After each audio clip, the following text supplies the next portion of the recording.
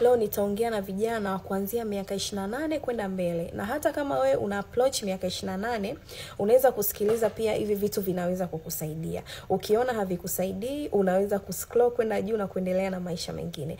Jambo la kwanza kabisa ni siri zako. Mambo ya kuzingatia wewe kama kijana kuanzia miaka 28 kwenda mbele, au kama una approach miaka 28 kwenda mbele, zingatia mambo yafuatayo: siri zako.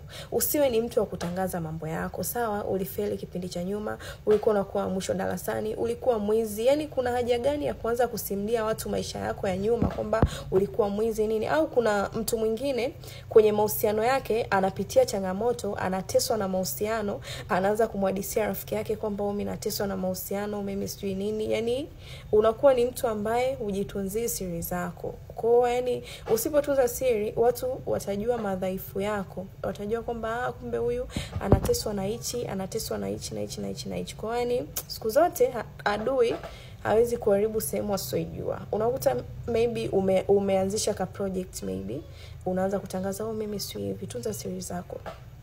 Jambo la pili ni kulaumu wazazi. Ile nimeshaongelea. Acheni kulaumu wazazi, fanya maisha, badilisha pale wazazi wako walipokosea. Fight, uweze kupambana zaidi, ufike sehemu ambayo wazazi wako hawakufika, ili ukomboe familia yako. Jambo la tatu ni kuogopa kukataliwa. Wewe mpaka hapo ulipofika umeshakataliwa na watu wangapi?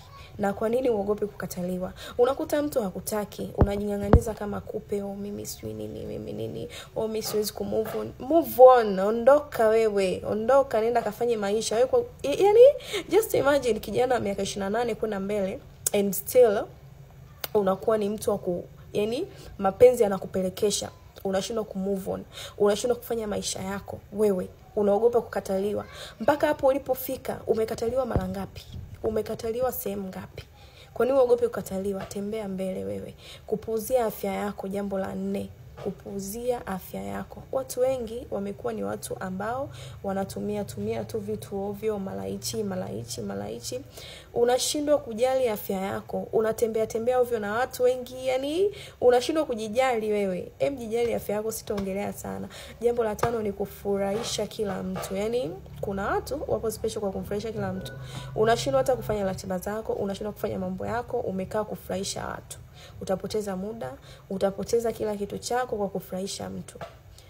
Huna pesa, mtu kakuomba, ila kwa sababu unataka kumfurahisha, unajisacrifice, mara sijui unakopa, sijui mara vitu gani, yani ili tu kumfurahisha yule mtu. Hapa sitaongea sana, ni kuwakumbushia tu. Hivi ni vitu ambavyo vinafahamika. Mabishano na kulalamika kila wakati, jambo la 6. Wewe kijana wa miaka 28, sio kila mada ya kubishana.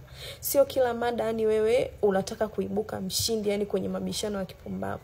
Kuna sometimes kuna mabishano mengine achana nayo. Ndio unabishana hivi na hivi na hivi na hivi, unaona kabisa hii mada haitoniongezea mimi kitu chochote, and you are still there unataka kubishana vitu ambavyo sio vya msingi.